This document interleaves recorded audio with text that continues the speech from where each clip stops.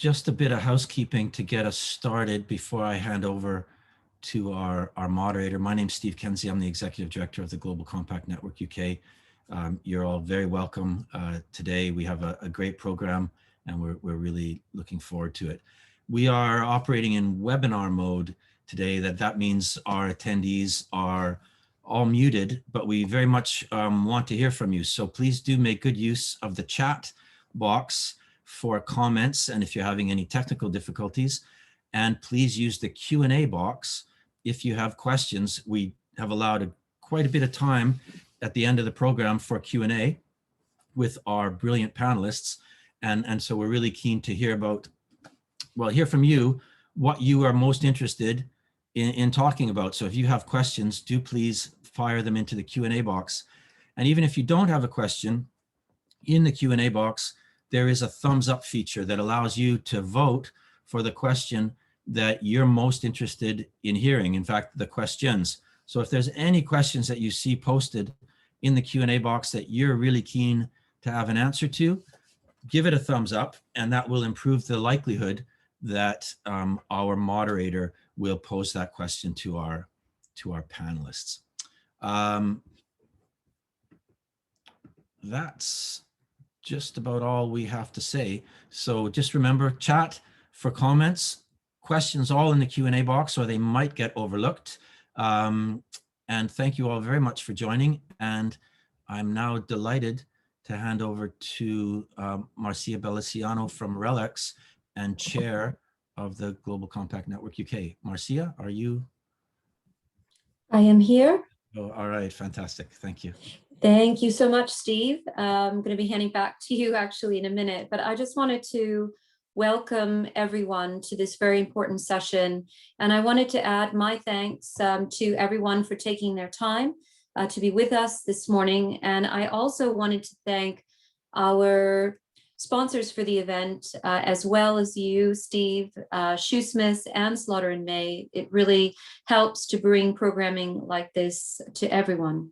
So we're going to be hearing some important keynote presentations, and they will be from Gonzalo Muñez, High-Level Climate Action Champion for COP26, and the Right Honourable Anne-Marie Trevelyan, MP, the UK International Champion on Adaptation and Resilience, who is also the Minister of State at the Department for Business, Energy and Industrial Strategy.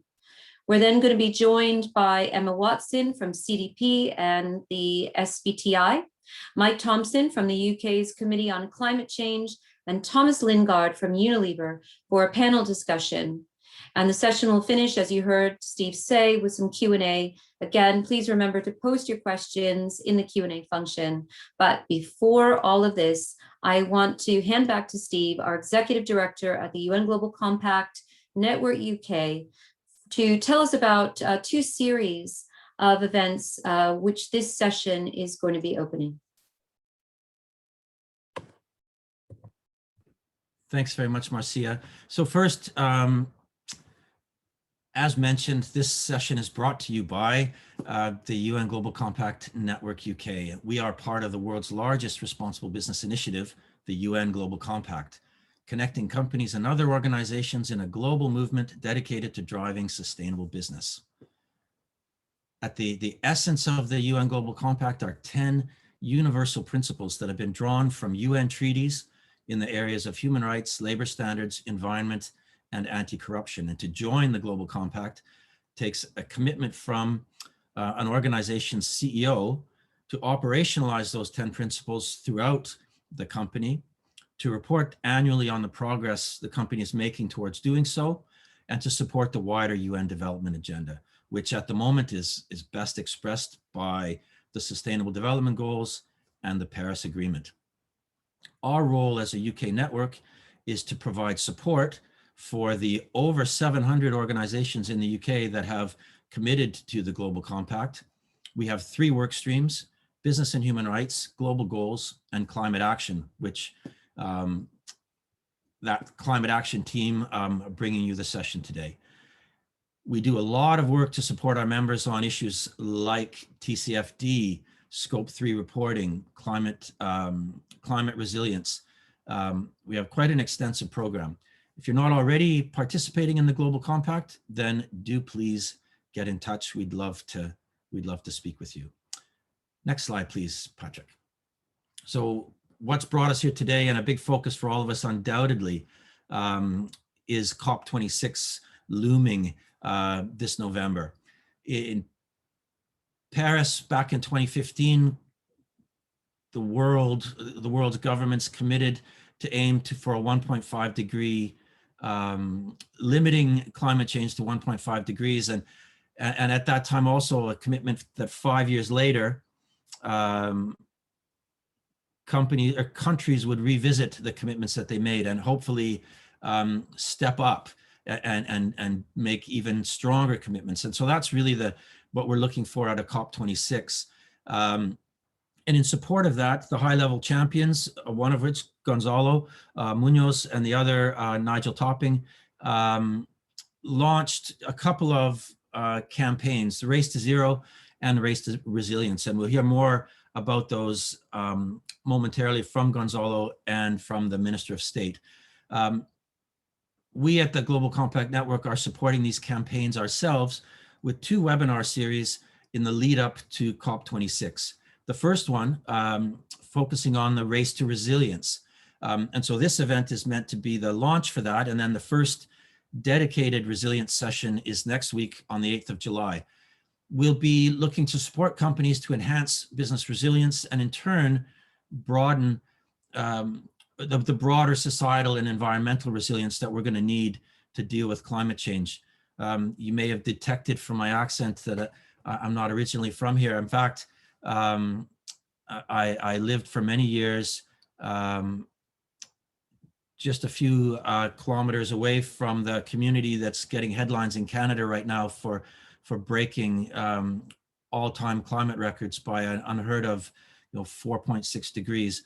So this question of resilience is upon us. We need to be stepping up, both as businesses and as a country and communities. It's going to be a 4-part series picking up again in September. If you scan that QR code, it'll take you to our website where you can register for these upcoming events. Next slide. And the other series is a Race to Zero series. Absolutely vital that not just the country, but every company operating in the country get to net zero. The country has established a target of 2050. I think we can realistically expect that target to move closer. Absolutely urgent that companies get on a credible net zero pathway immediately. There are unique challenges in every sector, and so we're taking a sector approach to this series, and we'll be having a webinar for each to look at the specific challenges your sector faces. Here again, a QR code so that you can register, and we look forward to seeing you there. And now that's all from me. I'm happy to pass back to Marcia, and I hope you enjoy the session. Thank you very much. Thank you very much, Steve. And it is my great pleasure to introduce Gonzalo Munoz. He is high-level climate action champion. He was nominated by the Chilean presidency and the United Nations as the high-level climate champion for COP25 to mobilize climate action in non-state actors around the world. He now leads the Race to Zero and Race to Resilience campaigns along with the COP26 UK high-level climate action champion, Nigel Topping. So to Gonzalo. Hello, everyone. It's really great to have the opportunity to speak to all of you today, mostly with COP26 on the horizon. Climate change is affecting all aspects of everyday life of all people all around the world. It's a major crisis that is costing all of us not only money, it's beginning to threaten the lives of millions of people. In effect, the world's people are collectively carrying out a long-term and controlled climate experiment by emitting greenhouse gases into the Earth's atmosphere, converting forest into farmland, and changing the Earth environment in a multitude of other ways. To deal with the climate crisis, it is extremely important to act immediately. Now, we're already too late. Scientists have long recognized that there are key tipping points when the state of the atmosphere or ocean or soils becomes such that changes can no longer be reversed or further rapid harmful climate and environmental changes ensue.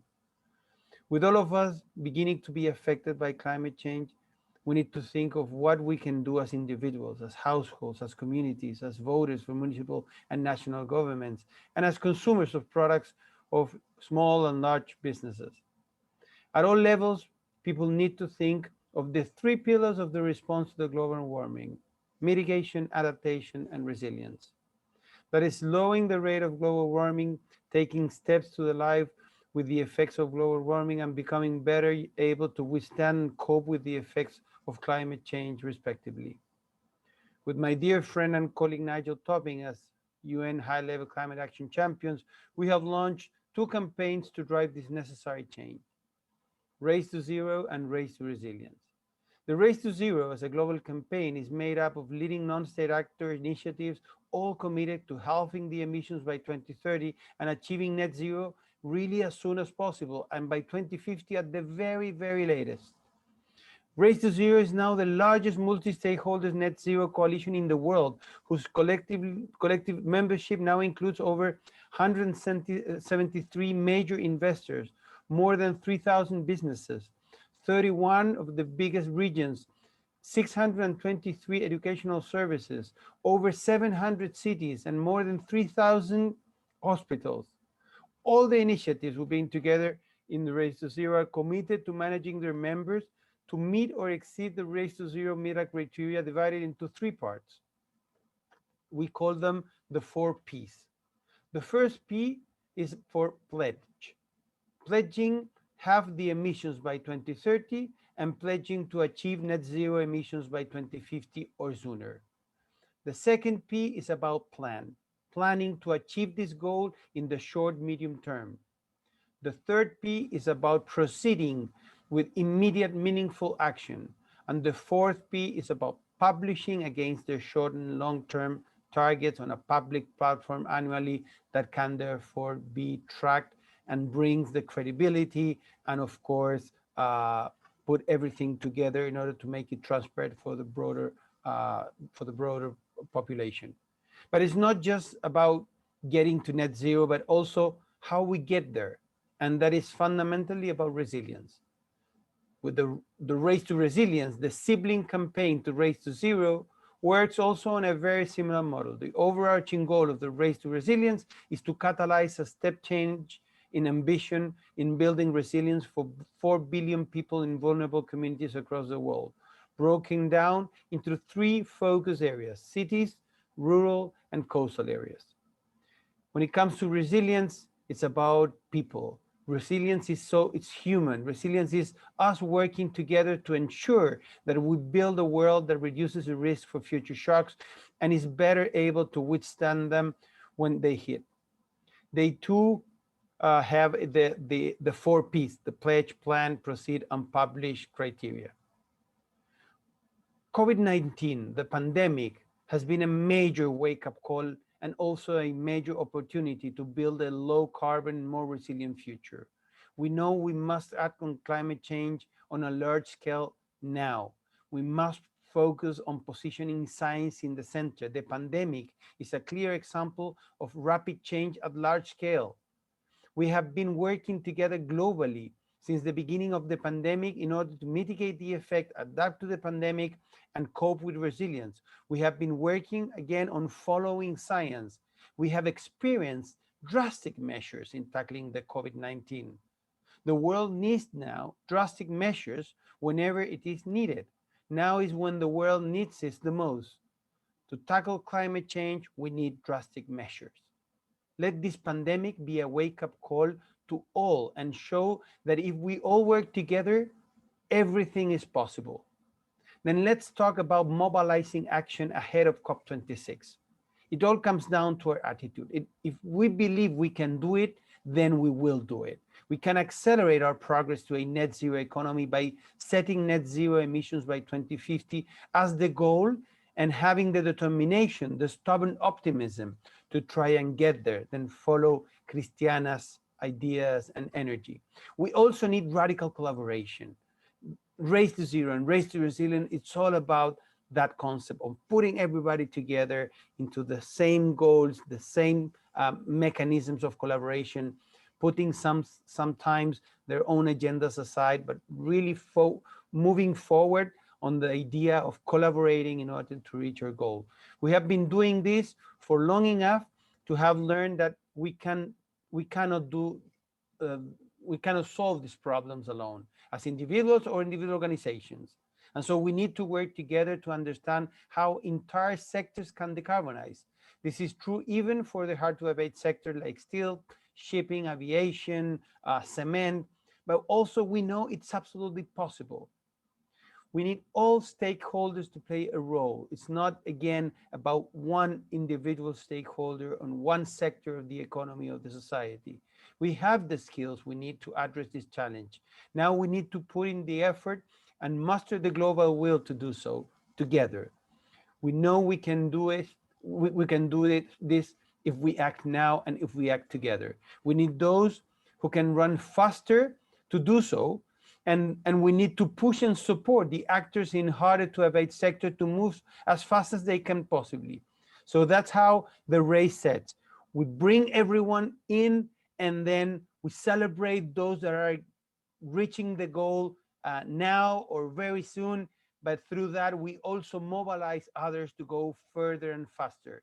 And we also, of course, analyze those that are possibly not moving and therefore even ask them to set aside. We need to continue also seeing breakthroughs across all sectors of the economy. We need regions and different actor types to help each other and learn from each sector to unlock faster and more efficient action. We need non-state actors lobbying for the right policy changes to accelerate this ambition loop effect with national governments. And we also need businesses to redirect their business plans. Let me conclude by speaking also as a business person, co-founder of 2 companies that are members of the UN Global Compact. Every business have a choice now. Wait for everyone else to disappear around and the bend and then enter with the risk that this safe complacence attitude might lead to a structural loss of competitiveness, like the car manufacturers who still don't have models to compete with a company like Tesla and now are losing market share every day until they do. Or you can choose to see this inevitable industrial revolution as the major opportunity to put a societal imperative at the heart of a strategy to attract the best talent, to drive innovation, to move with the trillions of dollars that are not aligned with the race to zero, and to thrill your customers. You have the option, you have the moral duty, you have the opportunity. We expect to see you in the race to zero and the race to resilience. Thank you very much. Thank you, Gonzalo. Those are very exciting and important words. And I think that I'm mindful of what you are asking each one of us to do, which is to act in our own sphere of influence and be, as Desmond Tutu has said, prisoners of hope on this agenda. I now would like to introduce a video message from the Right Honourable Anne-Marie Trevelyan MP. She's Minister for Energy, Clean Growth and Climate Change at BEIS. She was not able to be with us in the end, so she's recorded a message for us. I wanted to tell you a little bit about her impressive background. She was appointed as Minister of State, Minister for Energy, Clean Growth and Climate Change at the Department of Business, Energy and Industrial Strategy in January 2021. She was also appointed as the UK International Champion on Adaptation and Resilience for the COP26 presidency in November 2020. And on behalf of the UK government and the COP26 presidency, she leads discussion between national governments, the international community, and business on adaptation and resilience, and is working towards supporting countries, including those most affected by climate change, to increase action, to adapt to its impacts, and to build resilience for the future. So without further ado, let's hear from Anne-Marie. I'm very sad that I can't join you today, but I'd like to thank the UN Global Compact for providing me with this opportunity to speak about the work that the UK government is doing to build a net zero, nature positive and climate resilient world, and what you as business can do to support this transition. This is a landmark year. We're bouncing back greener and stronger from the pandemic. We're levelling up the country, spreading the opportunities of the transition to net zero. And of course, we are hosting COP26 with all the global climate leadership that brings and the responsibilities to help the world make progress. The pace of commitments and action from all parts of society globally is continuing to build ahead of COP26. At the G7 summit last month, leaders committed to net zero no later than 2050, to halting and reversing biodiversity loss by 2030, and to keeping to a 1.5 degree global temperature rise within reach. The UK is leading this charge through the Prime Minister's 10-point plan, through our commitment to cut emissions by 78% by 2035, and many other areas of ambitious climate action. I'm fortunate to have two roles in climate as both the International Adaptation and Resilience Champion for COP26, working with developing countries in particular to help them to develop more ambition, both obviously in terms of mitigation, but importantly to think about the adaptation issues that they need to get to grips with. I am also the Energy Minister at the UK Department for Business. I am delivering net zero for the UK. My brief, I think, demonstrates the holistic approach that the Prime Minister is taking to tackling climate change and biodiversity loss, because we are taking this as seriously as we possibly can. We must acknowledge the reality of a changing planet, supporting the most vulnerable communities around the world to adapt and to be resilient, and recognising that net zero cannot be reached without protecting, restoring, and sustainably managing nature. We see business as a key part of the solution to this challenge and many other of the challenges in the transition to a net zero, nature positive and climate resilient world. But what action should your business be taking to lead this change? Commit to being net zero by 2050 at the latest. That means cutting your emissions and counterbalancing any unavoidable ones via like-for-like actions. Commit to credible near-term actions that cement emissions goals and support a nature-positive economy. Get independent verification and recognition of your efforts via the UN's Race to Zero campaign. And become an advocate of the vision by working with your supply chains, employees and customers, ensuring communication and partnerships are aligned to the transition. I congratulate the many businesses who have already taken action and joined the Race to Zero, including over 40 of the FTSE 100 and over 3,000 companies worldwide, as well as those businesses that are already mainstreaming wildlife and nature-based solutions to drive forwards their climate action plans. The race and its aims will act as a green North Star for your business planning. Lower emissions and impact on nature means less risk. It ensures your business stays attractive to investors and consumers. Plus, by focusing on this challenge in all that you do, you'll draw on the best technology for your entire organisation. Do search Race to Zero and find out more online. I understand that this is a demanding ask, but so are the challenges that we face. And there are other ways your business can get involved. Alongside the Race to Zero, we have ambitions of climate resilience, putting people and nature first in pursuit of a world where we don't just survive climate shocks and stresses, but thrive in spite of them. We want businesses to be recognised for their efforts in this area by joining the sibling UN campaign, The Race to Resilience, which shines a light on the actions business can do to ensure that the communities that it operates in adapt to the changes brought by climate change. A resilient world is one in which nature thrives, absorbs carbon dioxide, and buffers us from rising sea levels, extreme heat, and viruses like COVID-19. Where crops resist droughts or floods, where agriculture and land use is sustainable and supports both people and nature. Where political and business decisions are focused on protecting public health. And where jobs and industries support a healthy, sustainable environment rather than short-term gain. Not only is this the moral choice, it makes sense for your bottom line. Stability and resilience are key to business growth, and we are seeing British business step up here too. To take just two examples, Arup, the UK engineering firm, are working with Resilient Housing to retrofit housing to make them able to withstand extreme weather shocks. And Willis Towers Watson, working in the Ocean Risk and Resilience Action Alliance, are developing microfinance and other tools to help small-scale fishermen to recover from shock events and long-term climate changes to the oceans that they depend on. For both the planet and for continued prosperity, we need to focus our efforts and move faster. Search Race to Resilience online to find out more. As government, we are stepping in too. Ahead of COP26, we will set out ambitious plans across key sectors of the economy to meet our carbon budgets and net zero. We will also publish a comprehensive net zero strategy, setting out the government's vision for transitioning to a net zero economy. This is in parallel with action to adapt and build resilience to the effects of climate change that we are already experiencing.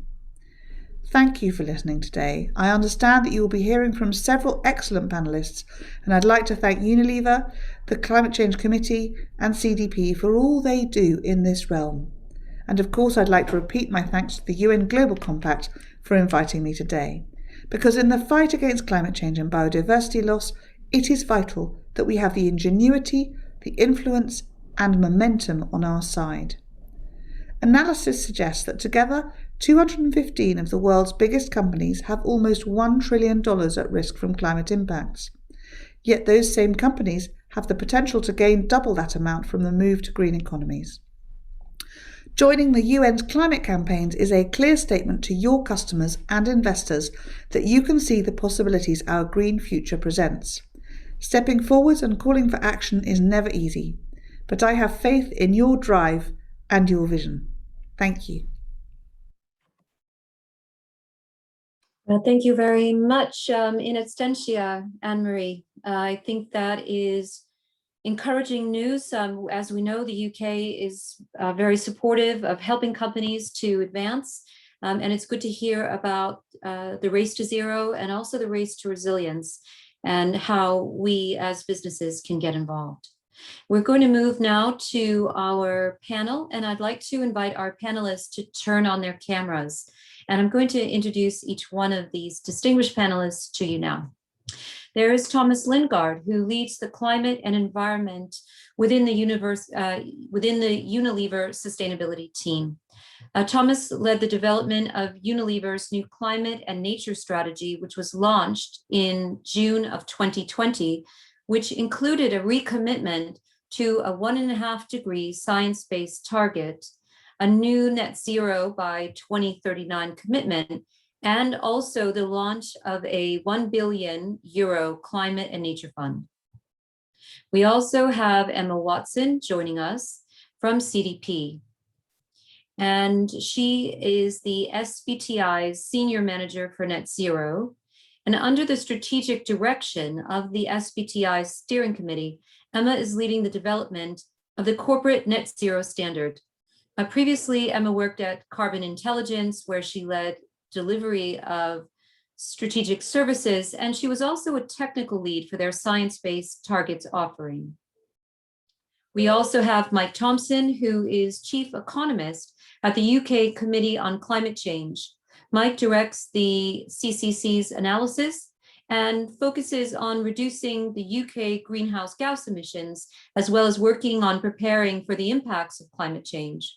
He led the CCC's groundbreaking 2019 report that recommended a 2050 net zero target for the UK, requiring a 100% reduction in greenhouse gas emissions as necessary, feasible and cost-effective contribution to stopping global warming.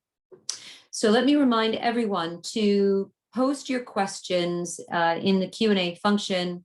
And before long, I will turn to those questions to ask those of our panelists. But I wanted to get started by asking everyone on the panel to give me a personal view. Why does this agenda matter to you? So let's start with you, Emma. Great, thank you. So yeah, I just want to say, first of all, thank you to UN Global Compact for having me here today Marcia for hosting this panel, and to Thomas and Mike for being here as well. So what does achieving net zero and resilience mean to me and the SBTI? So our purpose at the Science Based Targets Initiative is to drive ambitious climate action in the private sector by enabling companies to set science-based emission reduction targets. The role of business to help us adapt has never been more urgent because we're already facing the negative impacts of climate change. So water insecurity, drought, flooding, heat waves, and the effects on health and biodiversity that come with that. And if we fail to adapt to these circumstances, it will have serious long-term consequences, and resilience cannot be the neglected half of the climate equation. So we were really glad to see that the high-level climate champions launched the Race to Resilience as a sibling campaign to the Race to Zero, which the SBTI plays an important role in through the Business Ambition for 1.5 campaign. And it's really clear that no one wins from the climate crisis, but it is clear that the polluters in rich countries are those that are going to be best off from the climate crisis. And it's those that are less well off that will have to pay in both human and economic terms. And we really believe that making deep cuts in emissions in alignment with net zero scenarios that limit global warming to 1.5 will be the key to protecting societies and economies from the worst impacts of climate change and reducing the gravity and the task ahead of us to adapting to its effects. Mike, from a personal perspective, why does this agenda resonate with you? Yeah, thank you. And I'll add my thanks for letting me join this panel and organising this event. I come to this as an economist, not as an environmentalist, and I come as an economist who has worked my career in the public sector. So I find this interesting because this is about making the world better than it would have been. You know, we were on a path which was heading to very, very damaging levels of warming, horrendous impacts across the world. And that was frankly the wrong path for all of us in this world. And net zero and the race to resilience, these are opportunities to get us back onto the sort of path that we ought to be on. And that is an opportunity to make all of our lives better, frankly. So that kind of, it's pretty simple, but that's what interests me about this. And it interests me, as I say, as a kind of economic problem, actually, more than an environmental problem. Of course, there are huge environmental reasons for doing it. There are huge moral reasons for doing what we're doing. But actually, it stacks up pretty simply as an economic thing to be doing. I will say on net zero specifically, I think net zero is particularly exciting and particularly interesting to be working on, because essentially we're saying now, leave no stone unturned, turn all of the dials up to 11, never say this is too hard, always say, how can we do it? How can we cut emissions? How can we move faster and do more? And it means always answering and when we're asked or, and pushing as hard as we can. I think that's the right thing to be doing, faced with the scale of challenge that we've got.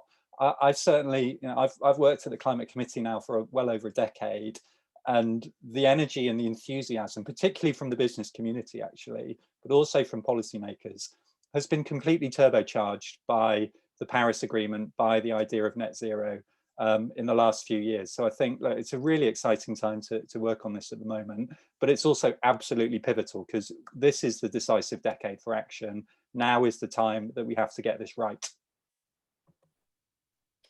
I agree. Thomas. Thanks so much, and thank you for having me here today. I mean, I find it super helpful to come right back up to the Sustainable Development Goals and what that's all about. I mean, you know, if you think back to 2015, when the SDGs came together, and then the Paris Agreement came hot on the heels of that, and the Paris Agreement was really the test of whether the world was serious about delivering on this, vision of an inclusive, future for everyone that leaves no one behind. And so I think, it's tempting in the net zero conversation to get very technical about decarbonisation and all of the, the practical challenges of delivering it. But this is a socio-political agenda for me.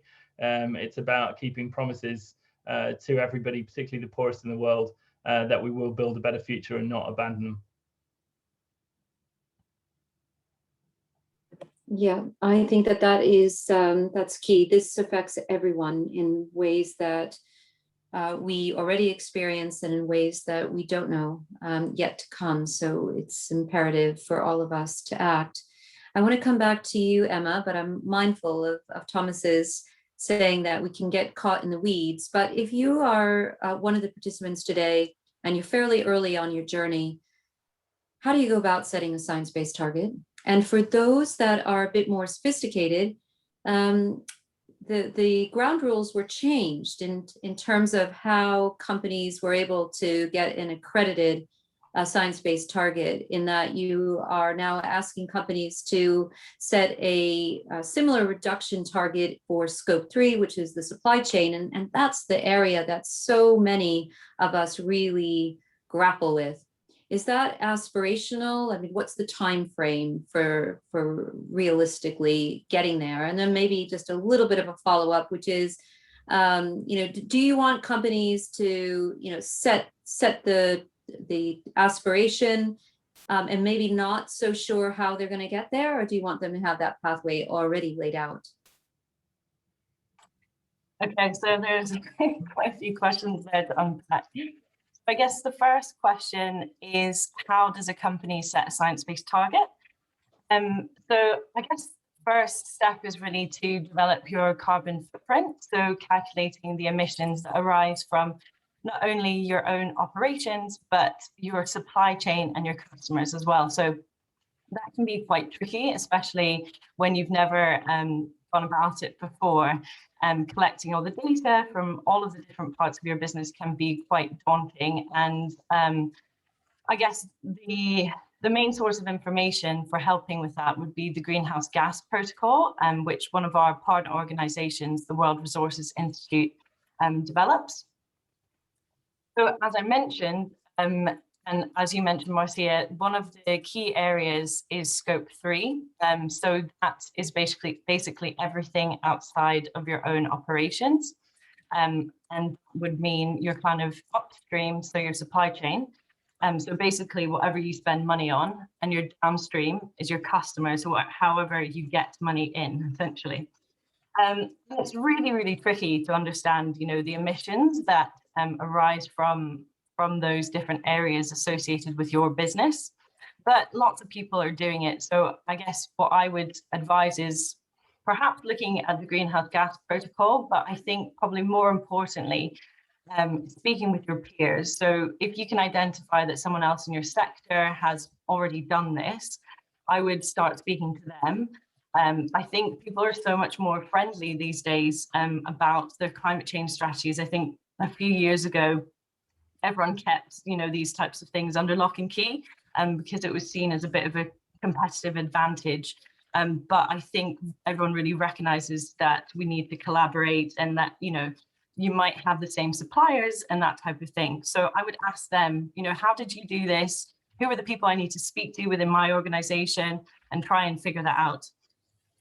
And I think the third part of that question was, do we expect people to have it all figured out before they set the targets? I think it's good to have a plan, but I think that's a really difficult ask for us to say of companies. So, most business cycles are 5 years max. So if we're looking at kind of 5, 10, 15-year targets, and then with the evolving net zero standard, even further out targets, it's really hard to know, where your operations will be in 10 years, never mind how your emissions will reduce.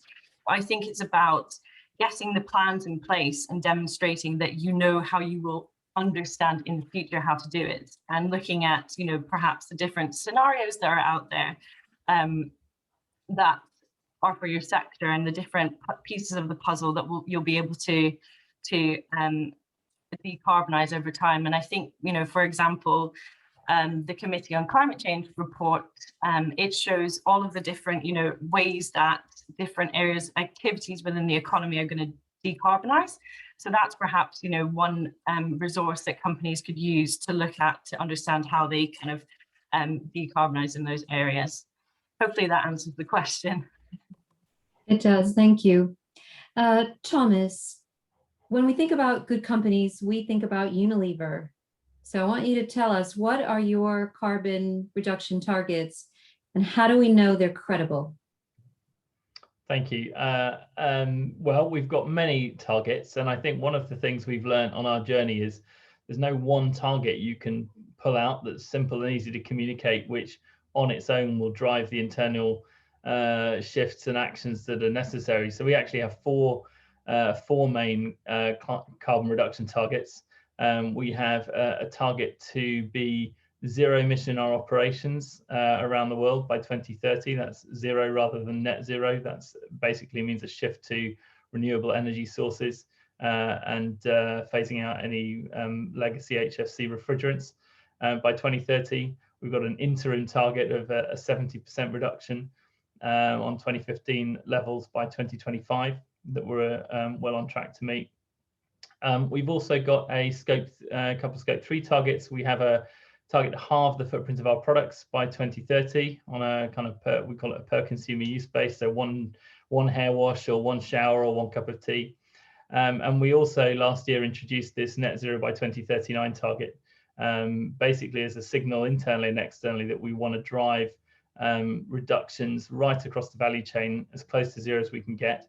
And for the netting, we are saying that we will only accept carbon removal credits, carbon removal activities, not other sorts of offsets in order to justify that net zero position. We believe that's aligned with where the SBTI is going in terms of its own definitions of net zero. The standard's not formally out yet, but we've tried to take a high ambition position in terms of what that means. But the focus clearly for the next decade is on reduction, not offsetting.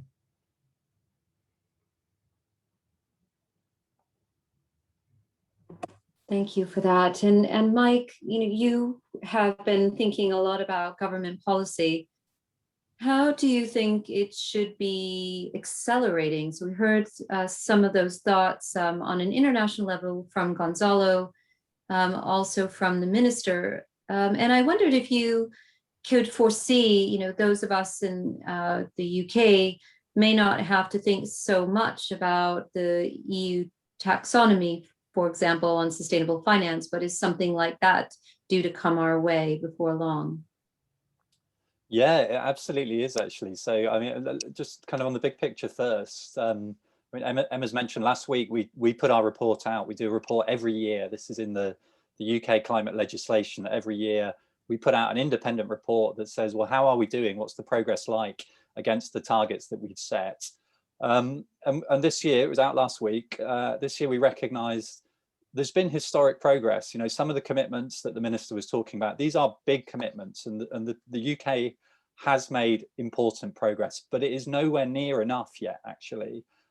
So the message we gave last week was that the government needs to move much faster, and it needs to do a lot more, not just in terms of making the big announcements, the big commitments, but really getting into the detail of thorough policy to deliver on those commitments. So you look at things like the commitment to phase out petrol and diesel cars by 2030. What's the policy to drive it? Where's the zero emissions vehicle mandate, for example? You look at offshore wind, we've got a 40 gigawatt commitment.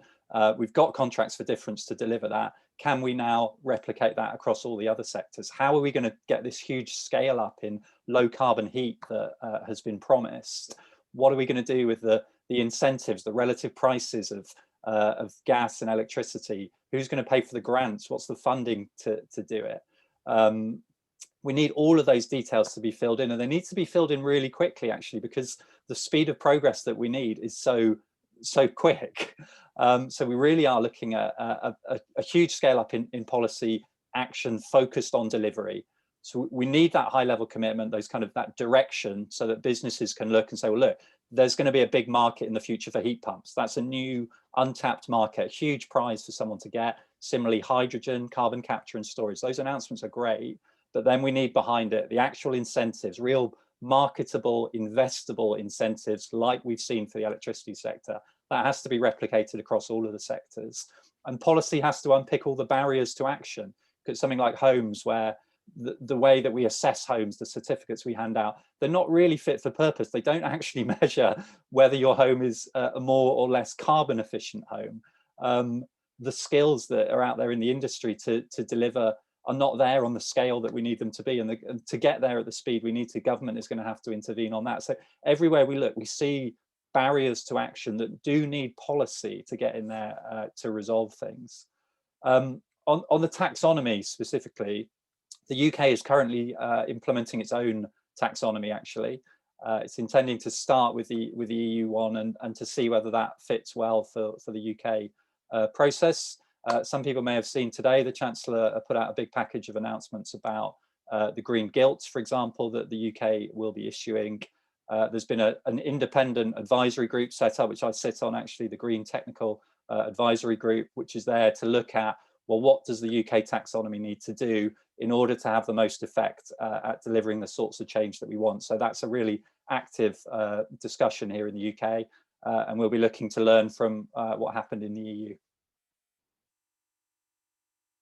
Absolutely. And actually, I wanted to ask you, Emma, about the roadmaps that you would like to see, because sometimes we've heard that it's easy for companies to say, yes, by 2050, I'm going to get to net zero, but they might need some interim goals that they put in the public domain. Where do you stand on that? So from my perspective, I think, although my main focus of work is on net zero, I think it could be a very distracting concept for companies. And I think actually, you know, it's very clear that we need half emissions in the next 8.5 years. You know, that should be the main goal and focus. So within the Science Based Targets Initiative, we ask companies to set 5 to 15-year targets to reduce their emissions in line with what's needed, to a maximum level of well below 2 degrees Celsius. But really, companies should be aiming for a kind of higher level of ambition in alignment with 1.5C. So I think that, you know, despite developing the net zero standard, the really, really key part is that kind of shorter term, right? What is our plan in the next, you know, in the near term? What can we do? And how can we really, really focus on making deep cuts in emissions now, rather than thinking about, you know, too far in the future when, you know, perhaps your business isn't even around. So that's really, really key, I think, to us at the Science Based Targets Initiative. Yeah, okay, very good. Well, there has been a tremendous amount of interest, and we've got lots of questions. So I want to get to some of the ones that have been put in the Q&A. I'm going to start with the first one that we received. And this was a question for you, Thomas. Someone was, well, actually, not one of the first, but this one is directed to you. I'm generally interested to learn best practice from Unilever and was wondering if Unilever employed staff to hold the company to account, that is the internal auditors, or have you arranged independent auditors to do the same? And how would a company guarantee the autonomy of any audit?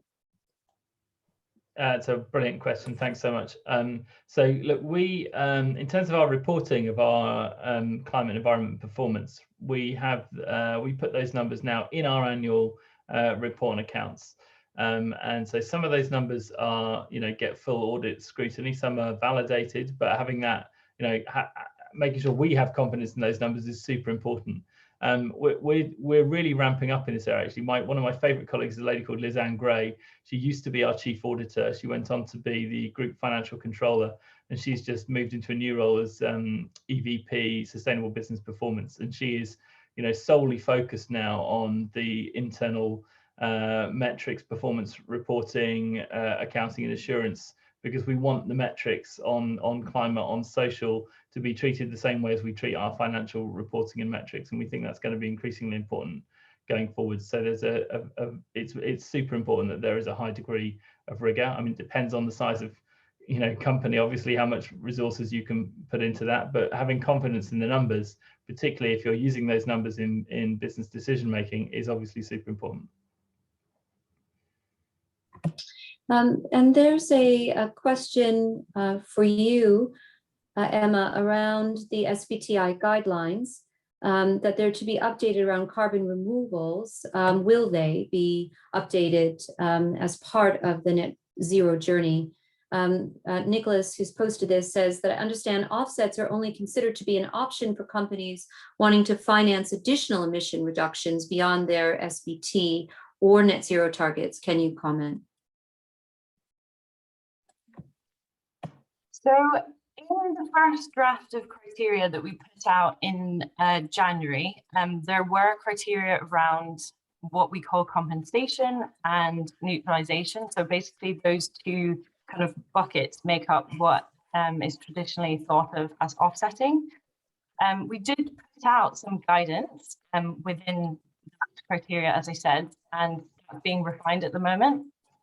I will say that the SBTI will never compromise on decarbonisation. So that will always be kind of the first step for our companies to make sure that they're reducing their emissions in line with what's needed in global net zero scenarios. So you'll never be able to kind of trade off emission reductions for offsets. But we do see that investment in climate finance are really, really important. And we're trying to figure out the best way to incentivize companies to make those investments as well as decarbonize and not encourage or allow for replacing emission reductions with offsets. Mike, there's a question from Sam about the view on negative emissions, that it's easier to abate sectors, including consultancies, service sector, by doing net zero. Is this a way short of the radical action that we need to globally get to net zero? Well, I think negative emissions are controversial, aren't they? Let's be honest about that.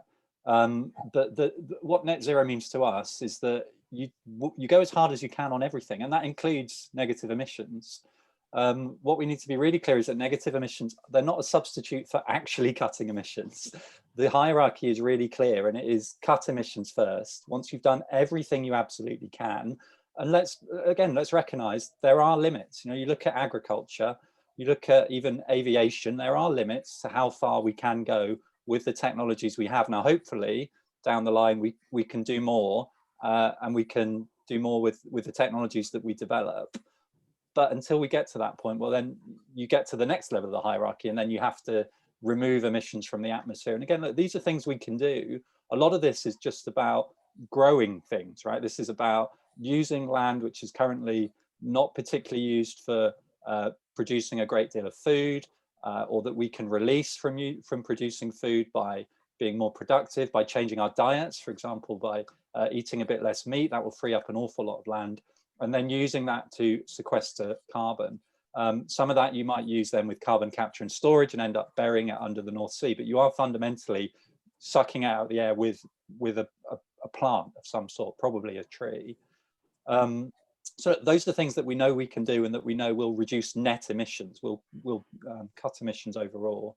And we should be doing as much of those as we think we can, just as we should be doing as much on cutting emissions. But look, if anyone thinks that net zero means you get a free pass to not cut your emissions, then you're not understanding what it's about, because that is absolutely not it. It is about doing everything that you can to cut your emissions. And then at the margin, the last bit, doing some negative emissions as well. I want to ask a question to each of you that Kevin has raised. Should we regulate our way to carbon neutrality, or is it better to allow 1,000 flowers to bloom?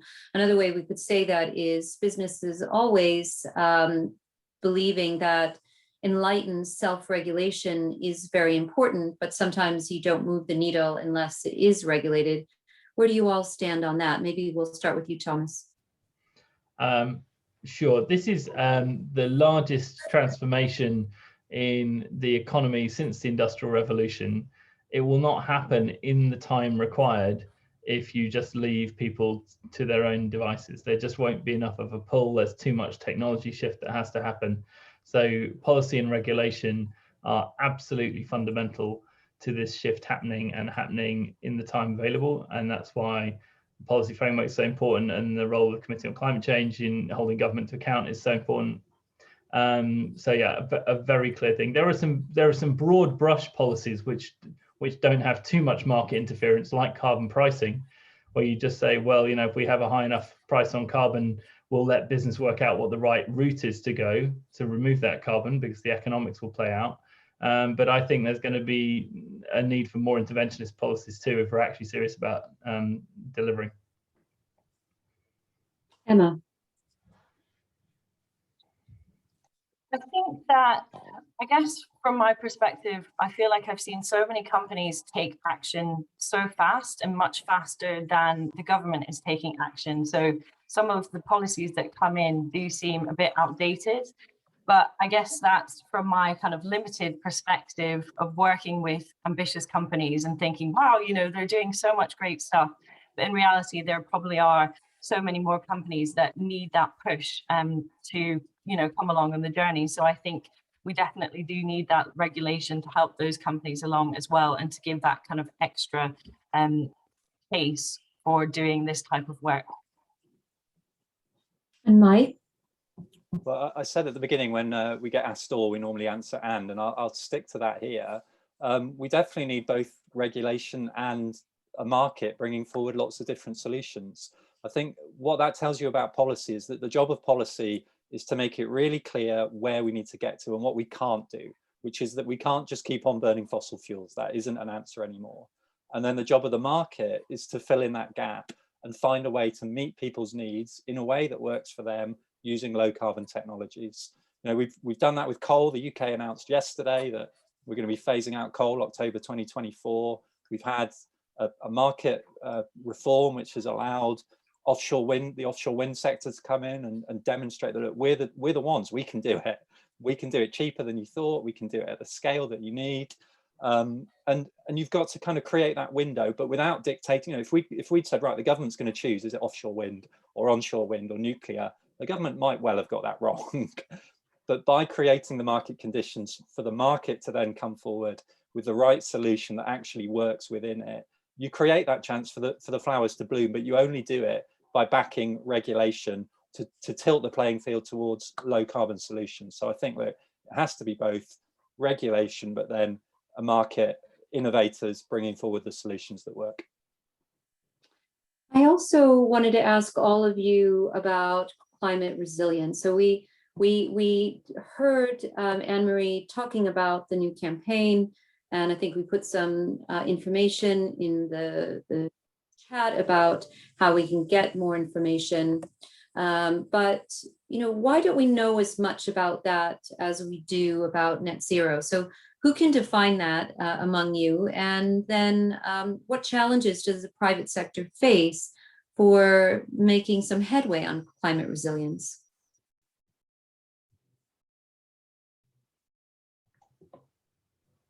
Happy to jump in. Go ahead, Thomas. I think it's a more complicated question, right? Because the mitigation question is fairly simple numbers at the end of the day about carbon into the atmosphere and how we bring it down.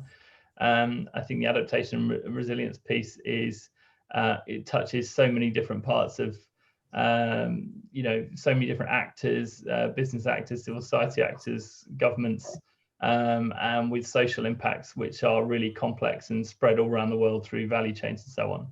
I also think there's a tension between kind of company-driven strategies thinking about resilience and what the world actually needs to think about in terms of resilience. You could, for example, take a business like ours that sources agricultural commodities.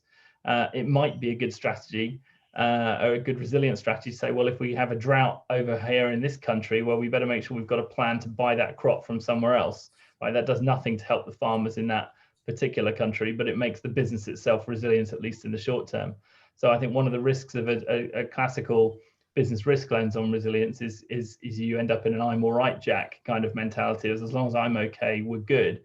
Whereas actually for the future we're heading into, we need to think much more systemically about the resilience of the system as a whole. And we like our silos, don't we? We like our climate mitigation and adaptation and even all the other social stuff. But one of the biggest drivers of insecurity and lack of resilience is poverty. And I just come back to my sort of big point about the Sustainable Development Goals. An anti-poverty agenda is probably the biggest pro-resilience agenda, because as long as you've got billions of people, living on the poverty line, they are going to be very, very vulnerable to the changes that are coming. So I would consider, if you look at kind of Unilever's strategy, our commitment around paying living wages right through the value chain by 2030 is a key part of our resilience strategy, right? Because the whole world needs to think about how we empower people and help people prepare for what's coming. Anyone else on resilience? Yeah, I'll just add a couple of things from our perspective. For us, resilience it's not about the answers so much as about asking the question properly. So it's recognizing that even if we hit all the ambitious targets that are out there, even if we do that globally, the climate will still change. There are still further changes to come. You know, we're not at 1.5 degrees yet. So even if we have complete success, there will continue to be changes in the climate. And actually, of course, at the moment, we're on a trajectory which is much worse than that. We know there is an uncertainty around the climate sensitivity. So the risks are towards bigger changes and bigger impacts than in that central case. And so it's about recognizing the full range of those risks, identifying which ones are relevant, and then thinking about how to prepare for them. Now, there may be some where that means no action is required, but good adaptation is about looking and saying, well, what is the risk? What action can we take now? Can we take over the coming years to make sure that as that risk comes to pass, that we are well prepared for it? And then just to reiterate the point that Thomas was making, I think it's also about recognizing you will only achieve all your other goals by being well adapted to those risks, right? These are things that will push you off all the other things you want to achieve. So this is not kind of a side box, nice to have to be thought about. This is kind of fundamental to your business. If it is not going to work in a world with the changing climate that we face, then it is not going to work in the future. So to achieve all your goals overall, you have to be thinking about, how do I achieve those goals in the climate that we'll face in future? And there was, I can see a lot of people were very interested, Emma, in a question that Joshua raised, and it's relevant to this in terms of kind of global resilience. And, you know, we're very privileged, those of us that live in the global north, here in the UK. And Joshua was asking, you know, shouldn't we be aiming higher? That, you know, 2050 is okay for 2040 for a global standard, but, you know, shouldn't we really be asking the most resilient among us to, you know, move at a faster pace? Yeah, I mean, I completely agree with that. Unfortunately, we don't really have kind of regional variations within the methodologies that we use to set science-based targets. But I would agree from, you know, a UK perspective that we definitely need to be pushing harder and faster. We've got the resources to be able to do it. You know, we can use the technical capacity that we have within the oil and gas sector in the North Sea to try and, you know, retrain workers and move faster towards a renewable economy. So I 100% agree with that. And I think that UK businesses should also be behind that sentiment as well. Yeah, there's a question that Justin raised about the incentives that are currently available for small UK businesses to transition their operations to align with net zero targets.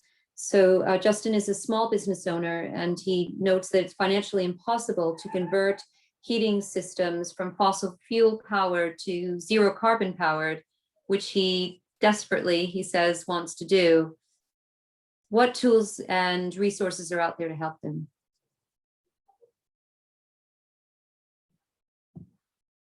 Can I come in first? And just, I mean, Justin, you are not alone in feeling like that. That is what a lot of small businesses and indeed a lot of homeowners are feeling, because those incentive structures aren't there, quite simply. They're not there on a sustained basis. They're not there for people on the gas grid, particularly. So I think really at the moment we are in a bit of a limbo, waiting for the government's heat and building strategy, which has been promised for a long time, is very overdue, was originally due last year. It should be out, we hope, pretty soon. And that has an awful lot of work to do. There's a lot of answers that need to be in that strategy. It needs the Treasury to put up the money. It needs the Treasury to correct those price distortions I mentioned before between gas and electricity. And there are schemes out there at the moment. There are some things that can be accessed. I'm probably not the best one to direct those, but what we don't have is the kind of national level schemes that are available to everybody to make all the changes that we should be having.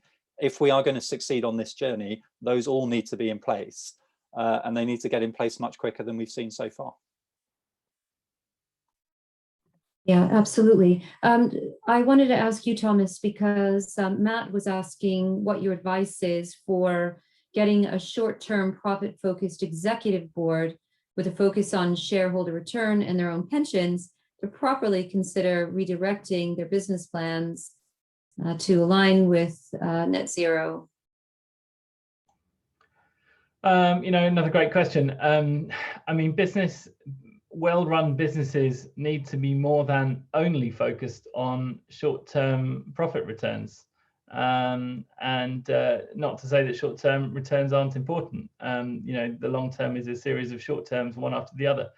But at the same time, most businesses are fairly comfortable paying for people to go on training courses, paying for research and development, all kinds of things which don't have a return in the quarter, but which are understood to contribute to the long-term success and growth of that business. And so what we need really is to build capacity around the board tables of the world, so that people just understand that this is another one of those investments that helps orientate a business for future success. And of course, there are tensions in any long-term, short-term financial decision trade-off, but that is the job of business leaders, to manage those tensions and to make the right calls in terms of where to, how to balance those two. So I think that's the answer really, is just to present this as another business issue, not an additional cost on the side whilst running a business as usual model. Mike, if we want to support the government in their efforts to deliver on their net zero ambitions, well, what do you think that we should be doing as businesses? It's a great question. And I think actually the first and foremost, most important thing is to do what businesses do well, actually. It's to invest and it's to innovate. And so it's to invest in the solutions that, where the policy is put in place, it's to do the things like building the wind farms, it's to do the things like switching fleets over to electric vehicles, and kind of just walk the walk, actually, demonstrate that the action is desirable, that business is out there wanting to support this challenge, that there's an advantage to the UK economy of doing that. You look at Nissan, I think, announcing today about their electric vehicle, electric battery investments. These are things that are pitched as positive things for the country as a whole, not just for the climate. And I think the more that is clear out there, then the more we create the kind of virtuous circle that we should have between policy and business action, and more policy and falling emissions. I think alongside that, absolutely also champion good policy. So when the government is doing things right, like it has done with the electricity market reform, then business should be out there congratulating them for it when they get it right. It's important to say, look, this is right, well done to the government, not just to beat them up when they're getting it wrong. But when they are getting it wrong, also to beat them up and to be vocal about it, and to be clear that, look, you can't make the changes that you want to make, despite wanting to do some of the things that the government claims it's trying to achieve. And then, of course, when you get into the nitty-gritty, get involved in the policy consultations, help the government to make sure that when they're designing the detail of policy, that they're designing it for businesses operating in the real world, for you, that it is going to do what you need it to do. I think all of those things are really important, doing the action and helping the government to develop the policy. Yeah, I agree. And I have a question that I wanted to ask all of you, kind of bringing it back around to some of the themes that we've been talking about in terms of the potential synergies for emissions reductions and climate resilience building. So would anyone like to weigh in on that point? I think that there are lots of opportunities for synergies between climate mitigation and climate resilience. So it doesn't always necessarily come hand in hand. So it's important to think about climate resilience. But so if we take Ørsted, for example, and the Danish energy company, they used to be one of the most coal-intensive power companies in Europe. And what they did was they took, the expertise that they had and they shifted it towards renewable energy. And now they're, one of the leaders in the green energy space. So by reducing their emissions, they actually built a massive climate resilience. And so if you can think about when you're developing a climate change strategy, how you can bake in climate resilience into that plan, then I think that's when you're going to be most successful, most efficient, and ensure a more just transition. Anybody else want to comment on that?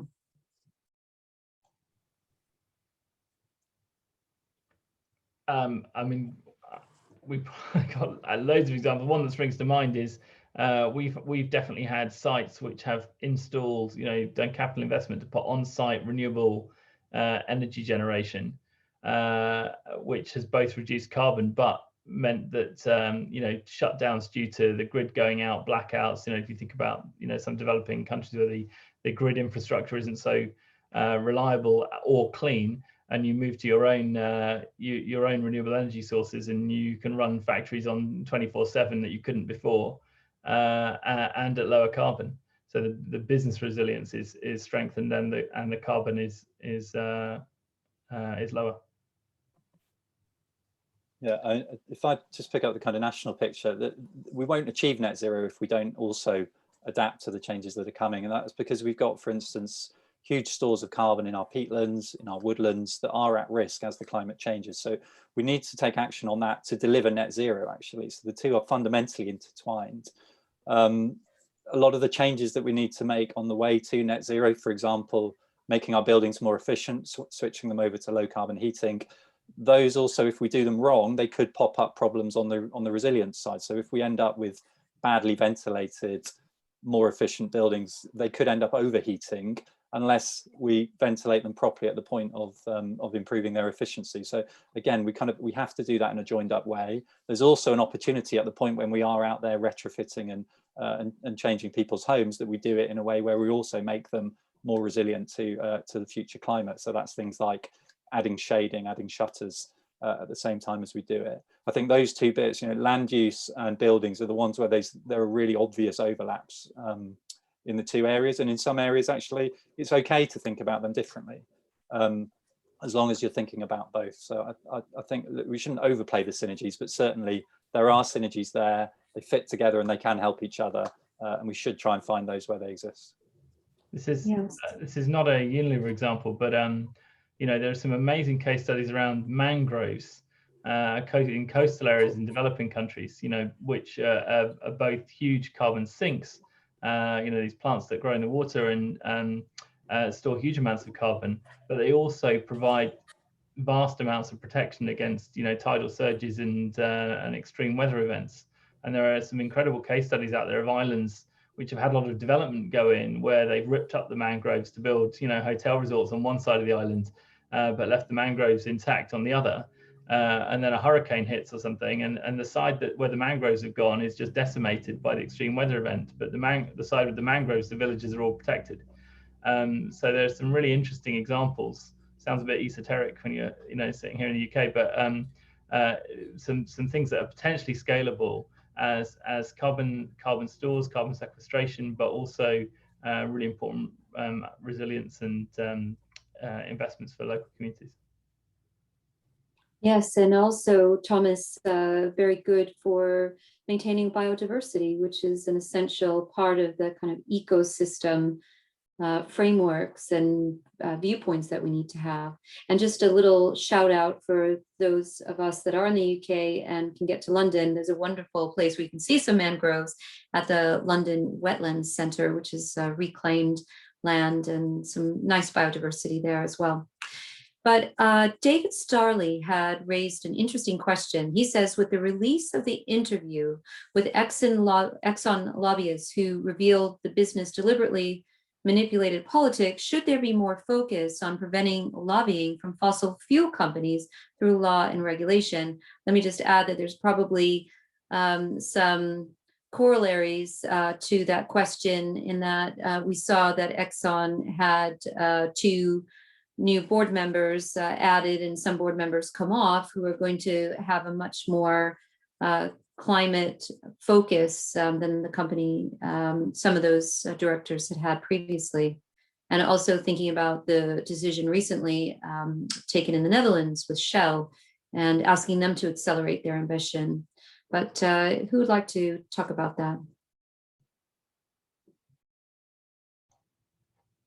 It's my favorite subject. Sure. I think the influence of business on policy is a critical area. I'm not in favor of banning anyone from lobbying, because I think that, although lobbying's become a dirty word, you do need exchange of views between industries and government in the policy formation process. And what I think you absolutely have to insist on is transparency in that lobbying, so that you can see who has access to who is paying which organizations, who's on the boards of which organizations, and what positions are they taking. And that transparency will allow stakeholders and civil society to see where there is misalignment between public stated positions and PR from companies and what they're actually putting their money behind in terms of influence, and high transparency around how decisions are made, in government and so on, to ensure that it's all, one can hold it to account. And the NGO people may have heard of, Influence Map, have done some absolutely brilliant work mapping the role that different companies play in terms of direct lobbying, but also through industry associations to try and shift policy.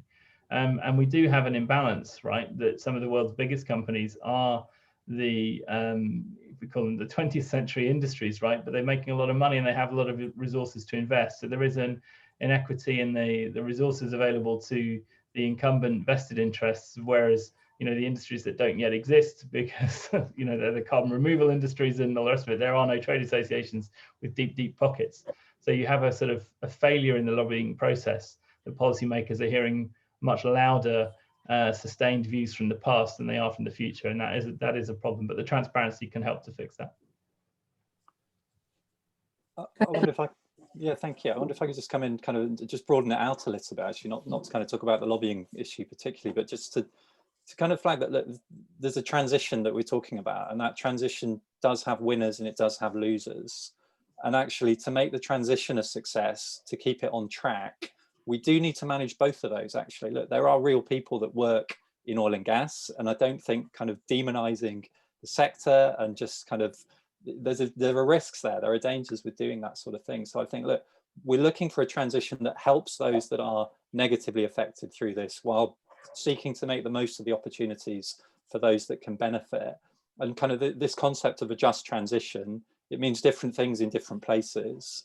But it fundamentally is about managing the winners and the losers. There's absolutely every reason that overall there will be more winners than losers, but we don't kind of make the transition work by just kind of ignoring and chastising those that are on the side that is affected. There's a fossil fuel supply industry, there's a refining industry, there are mechanics working on petrol and diesel vehicles, there are plumbers fitting gas boilers.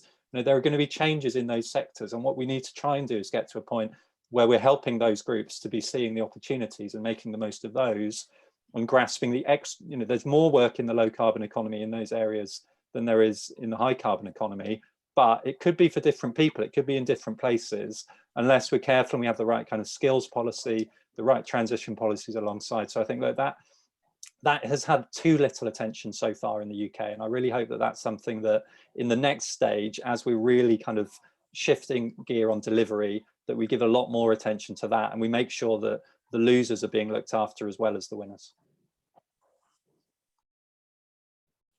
Well, I'd like to invite you all now to give some final thoughts. When I began, I asked you why this agenda mattered to you personally, but it would be great to hear about that in terms of your organizations and what final words you might have and advice for UK businesses. Emma, if we start with you.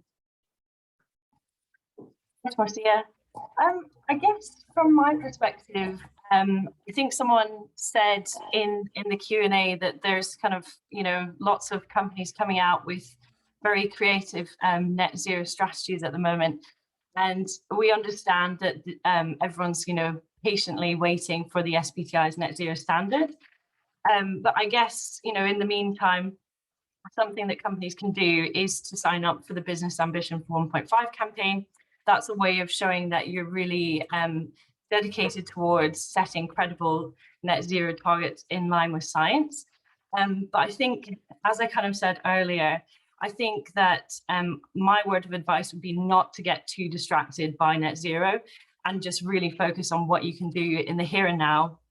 Look at your kind of 5 to 10 year trajectory and try and make as many emission reduction cuts as possible, while thinking about, how that will affect the different areas of your value chain as well. Just like Mike said, how will that affect people downstream from you and upstream as well?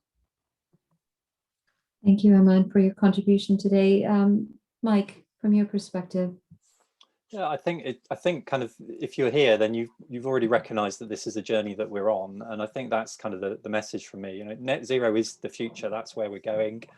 The climate is also changing, so we need to prepare for that world where we face different climate conditions. And the businesses that prepare for that, the businesses that are on the right side of net zero, that are bringing forward the solutions to meet people's needs in a low carbon way, these are the businesses that will prosper in future. So great that you're here, great that you're thinking about it, you're doing the right thing, and yeah, think big, be bold, and let's do this. Great. And Thomas? Well, I think it's all been said. It's been it's terrific to see so many people show up for this. It shows how much interest there is. Obviously, from the questions, a lot of people feeling, this is challenging. They haven't figured out what to do yet. And they're not alone. There are so many people in this space. There are some great resources out there. I mentioned in one of the chats this SME Climate Hub, which has got a ton of resources on there for small and medium-sized enterprises who are often the most stretched in terms of thinking about how to implement these things. And I'm sure we'll see lots more of that over the next few years as we all ramp up. Thank you, Thomas. Well, thank you to all three of you. It's been really enlightening, extremely valuable to hear from each one of you. You have a rich seam of experience and ideas that we can take a lot away from. And I see that the chat, people have been agreeing, and there's lots of good resources that have been posted there. So thank you to all of you. I would like to, with the time that we have remaining, just the last few minutes, if we could bring back that great image of the Race to Resilience event that will be taking place, the series of July to October of this year, supported by Slaughter in May. And I think that this event is going to be understanding to build climate resilience, and it starts on the 8th of July. So you can register by pointing your phone camera at the QR code. And then you can see the great events that are part of that series: climate resilience via a people and nature centered approach, nature-based solutions, which we heard about from Gonzalo, engaging supply chain stakeholders to support climate resilience in October. And also just give you a chance to see this other great series that our colleagues at Shoesmiths are sponsoring, the Transitioning to Net Zero series, running from September to October. There'll be a session on finance on the 9th, IT, also looking at, as we go along, how this is affecting the built environment, energy and utilities, the extractives, retail, manufacturing, professional services, and transport. So there'll be a lot of good detail, I think, that will be able to give us some very good advice on our own transitions to race to zero. And I just wanted to close by thanking not only Gonzalo and thanking Anne-Marie and our excellent panelists. I'd like to thank Steve and the colleagues at the Global Compact UK Network for helping to bring this event on, to put it on, and to thank all of you for taking your time today. If you want to reach out to us, you can see there's Steve's details. Also, Amy Collins is the Climate Action Program Manager. And again, some details on Race to Zero, Race to Resilience. Please consider joining them if you are not part of those networks now. And then also just to thank London Climate Action Week for making this a featured event. So thank you all.